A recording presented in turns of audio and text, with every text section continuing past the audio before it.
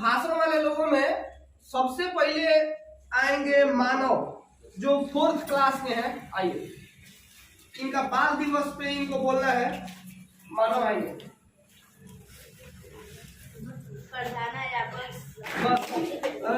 दूसरे 8th class के अजीत, ये बाल दिवस पे बोलेंगे।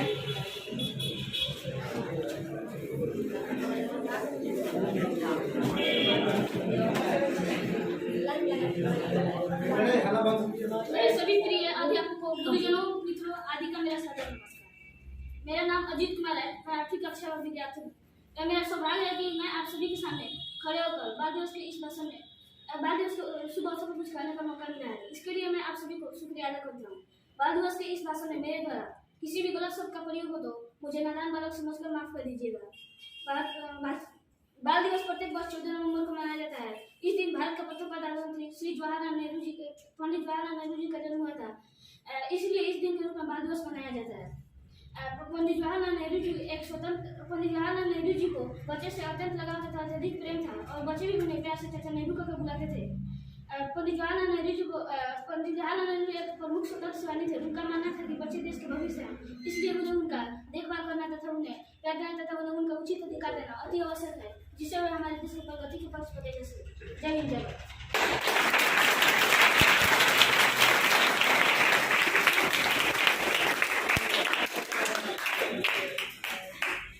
तीसरे नंबर पे है जितेंद्र, जो 9th क्लास के हैं।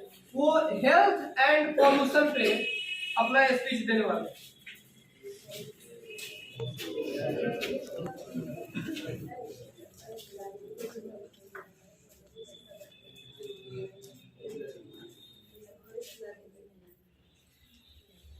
आदरणीय शिक्षकगण, मेरे प्यारे सहपाठियों एवं यहाँ उपस्थित सभी विद्यार्थीगण, मैं इस बाल दिवस के शुभ अवसर पर मैं अपनी लाइफ की कुछ एक्सपीरियंस शेयर करना चाहता हूँ।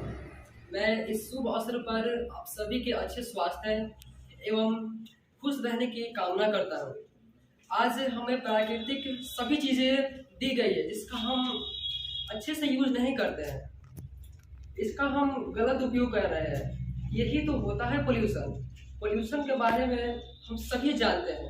प्राकृतिक चीज़ों का गलत उपयोग करना ही तो पोल्यूशन होता है। पोल्यूशन के बारे में जिससे में जल जो होता है हमारे जीवन के लिए बहुत ही ज़्यादा आवश्यक है। जैसे अभी छठ का पर्व था, तो दिल्ली में जो यमुना नदी का पानी आता है उसके आसपास जितने भी फैक्ट्री जो स्थित है उससे जो भी केमिकल्स रिलीज हो रहे हैं वो सभी उसको दूषित कर रहे हैं। तो जो भी वहाँ पे महिलाएं हैं उसमें छठ पर्व करने के लिए मजबूर है। और आप सभी ये जानते हैं कि जो केमिकल्स होते हैं उसमें अमोनिया, फॉस्फेट, उसमें बहुत सारे केमिकल्स होते हैं, हमारे स्वास्थ्य के लिए बहुत ही ज़्यादा हानिकारक होते हैं। तेरे मिट्टी में मिल जावा गुल बन के मैं खिल जावा, इतनी सी है दिल की आरज़ू। तेरे नदियों में बह जावा, तेरे खेतों में लहरावा, इतनी सी है दिल की आरज़ू। शिक्षकगण, मेरे सहपाठीगण, आप सबों को मेरा सादर नमस्कार। आज मैं बहुत खुश हूँ इसलिए कि मुझे आप सबों के बीच कुछ कहने का मौका जो मिला है। इसके लिए मैं आप सबका सदैव आभारी रहूँगा।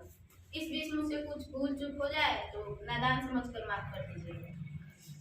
और मैं सबसे पहले ये कहना चाहता हूँ कि मैं जो कहने जा रहा हूँ उसे लोग शेरो शायरी के नाम से जानते हैं, लेकिन ये शेरो शायरी नहीं है, ये मेरे अंदर की एक आवाज है जिसे मैंने खुद लिखा है।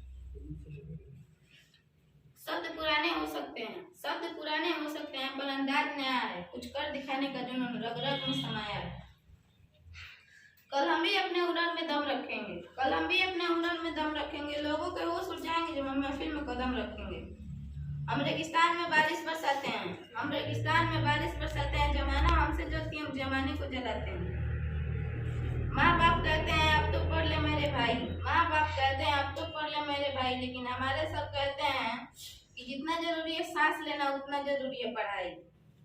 जा रहा था खाई की ओर आपने मुझे बचाया, आज हूँ मैं जो कुछ भी सर ने मुझे बनाया। खेल कूद बाद में पढ़ाई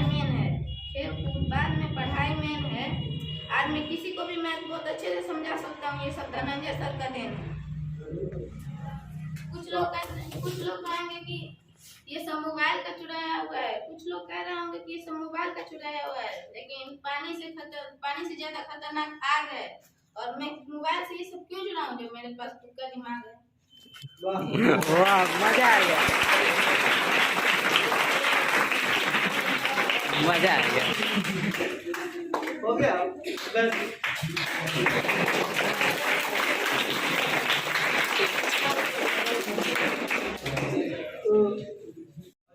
थैंक यू कहना चाहूँगा क्योंकि वो आज तो यहाँ पे हमको बोलने के लिए आमंत्रित किया।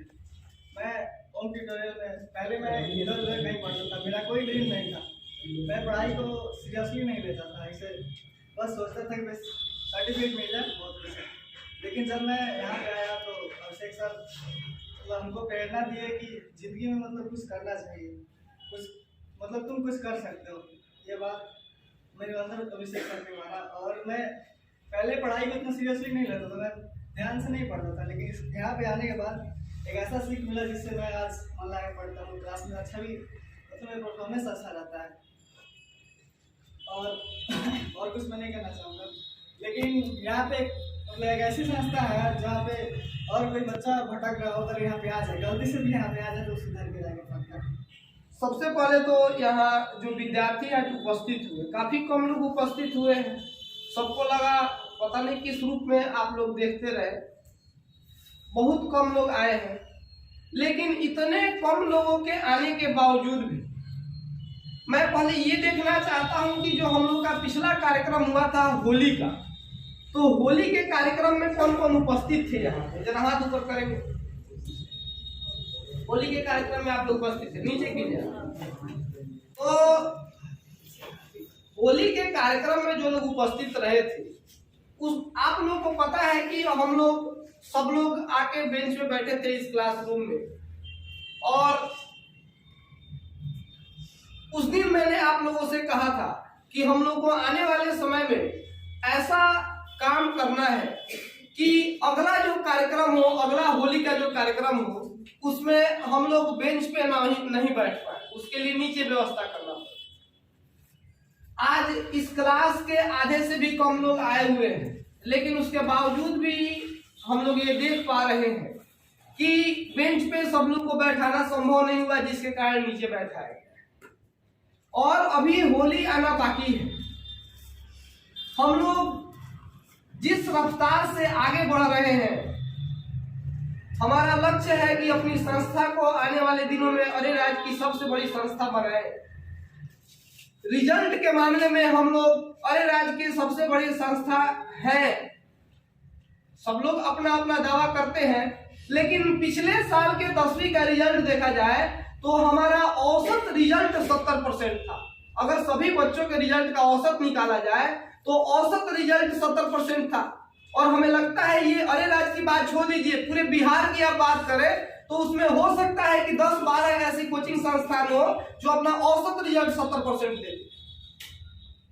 ये हमारी सफलता है, हमारे पीछे के बच्चों की सफलता है। हालांकि पिछली बार जो हम लोग की इच्छा थी उस अनुरूप हम लोग रिजल्ट नहीं दे पाए। इस बार जो लोग हमारे रिजल्ट को आगे लेके जाएंगे वो 12th क्लास के लोग हैं, जिनका ये मतलब अंतिम कार्यक्रम है। 10th क्लास के लोग हैं जो हमारे साथ अंतिम बार किसी कार्यक्रम में बैठ रहे हैं।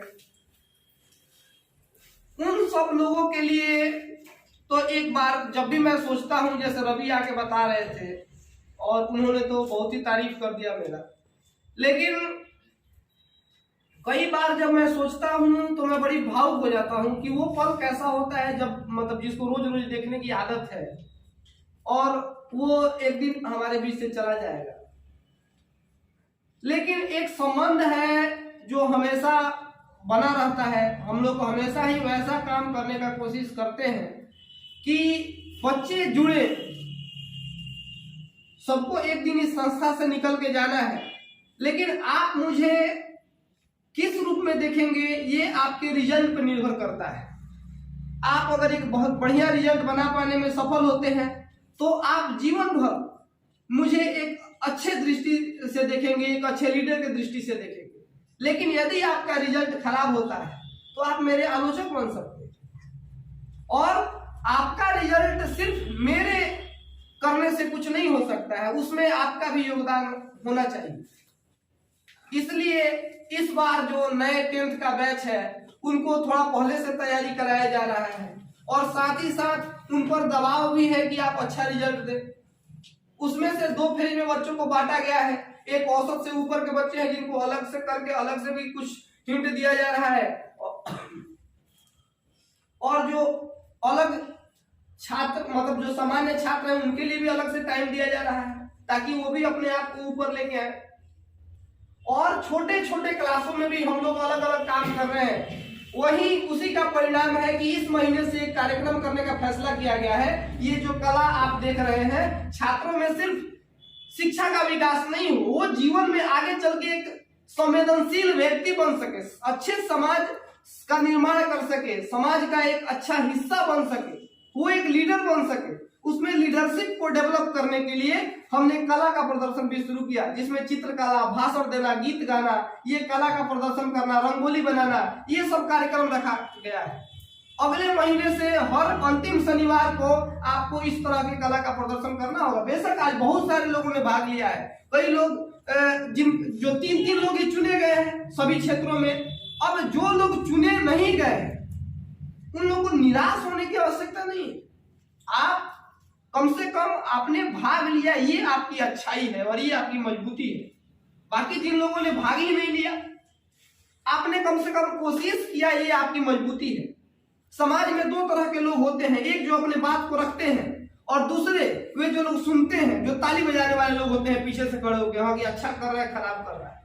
तो हमें पीछे खड़े होने वाले लोगों में शामिल नहीं होना चाहिए, हमें उन लोगों में शामिल होना चाहिए जो लोग मिलकर समाज का निर्माण करते हैं। एक बात ध्यान में रखिए, आपके संस्कार, आप जो आचरण करते हैं, बाहर जाके लोगों से जैसे बात करते हैं, आपका बात करने का तरीका, आपका कोई भी काम करने का तरीका, आपका रिजल्ट, ये लोगों की नजर में हमें बड़ा या छोटा बनाता है। तो आप ये ध्यान रखें कि कभी भी कोई ऐसा व्यवहार न करे जिसकी वजह से हमें छोटा होना पड़े। आप कभी भी ऐसा रिजल्ट न दें जिसकी वजह से हमें छोटा होना पड़े। आप लोग इस चीज का ध्यान रखें। बाकी जैसा आपका सहयोग मिल रहा है, निश्चित रूप से संस्था आगे बढ़ती रहेगी। बच्चों के साथ जो मेरा रिश्ता रहा है, ऐसे मतलब सभी बच्चे हैं जिनसे मेरा बहुत ही जुड़ाव रहा है, और आप अपने जीवन में एक अच्छा इंसान बन सके, ये इस भावना के साथ मैं हमेशा काम करता हूं। और उसके लिए जरूरी है कि आपका रिजल्ट अच्छा है। आपका अच्छा रिजल्ट, आप अगर पढ़ाई को अच्छे से कर पाएंगे तो आप जीवन में हर काम को अच्छे से कर पाएंगे, क्योंकि ये आपका पहला काम है। शुरुआत में आप जीवन में चाहे जिस फील्ड में जाना चाहे, आपको पढ़ाई काम कोई भी छोटा या बड़ा नहीं होता है। लेकिन आपको मैंने कभी बताया होगा कि हाजीपुर का एक लड़का था गजेंद्र, जिसने सब्जी बेचने का फैसला किया, बहुत पढ़ लिख के IITian था, MBA किया शायद बेंगलुरु कॉलेज से, और वहां से MBA करने के बाद उसने सब्जी बेचने का फैसला किया। अब घर के लोग पागल हो रहे थे कि ये क्या पागलपन है कि इतना पढ़ लिख के सब्जी बेचे। आप लोग को भी थोड़ा अजीब लग सकता है, लेकिन आज मैंने बिहार सरकार की बहुत महत्वाकांक्षी योजना थी कि विश्वमान भवन, आपके बिहार का सबसे ऊंचा भवन है, विश्वमान भवन पे कोई मतलब इंडस्ट्रियल काम हो, और वो सपना पूरा किया गजेंद्र ने। आज कम से कम मतलब हजारों लोग उससे जुड़ के और लाखों करोड़ों कमा रहे हैं। तो ये पढ़ाई का महत्व होता है। आप पढ़ते हैं, कुछ अच्छा करते हैं, उसके बाद आप जो काम करिए, आपकी पढ़ाई उस क्षेत्र में आपको मजबूत बनाती है। इसलिए आप मन से पढ़िए, और मेरा सहयोग हमेशा आपके साथ। आज के कार्यक्रम में उपस्थित होने के लिए आप लोग को बहुत बहुत धन्यवाद, और अपने बात को मैं यहीं पे समाप्त करता हूँ। इसमें से फर्स्ट टॉपर है प्रेम कुमार।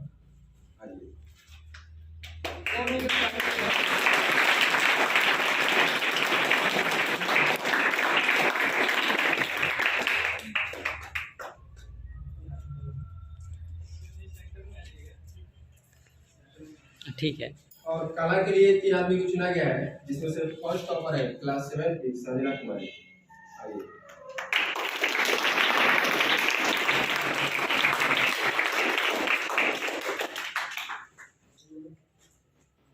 और रंगोली में भी 3 आदमी को चुना गया है, जिसमें से फर्स्ट टॉपर रीता कुमारी है।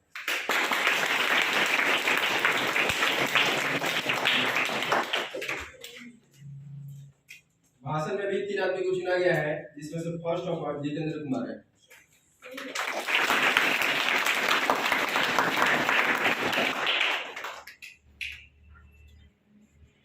और गीत में 2 आदमी को चुना गया है, जिसमें से फर्स्ट टॉपर रंगोली कुमारी है।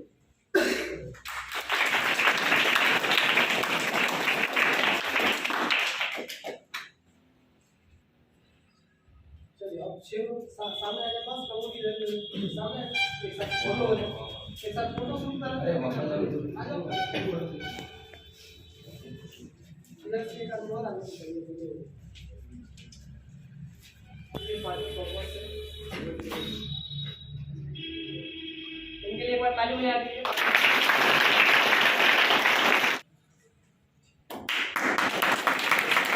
लेकिन पल्लवी के चित्र में एक बहुत बड़ा संदेश छुपा था। इस चित्र को हम लोग देखेंगे तो यहाँ एक पृथ्वी के 2 रूप को दिखाया गया। मैंने पहले बताया, जहाँ एक पृथ्वी हो रही है और एक पृथ्वी को होना चाहिए, उस स्थिति को दिखाया गया है। ये एक बहुत ही शानदार कॉन्सेप्ट मुझे लगा। इसके अंदर जो छुपा हुआ संदेश था ये बहुत ही बेहतर था।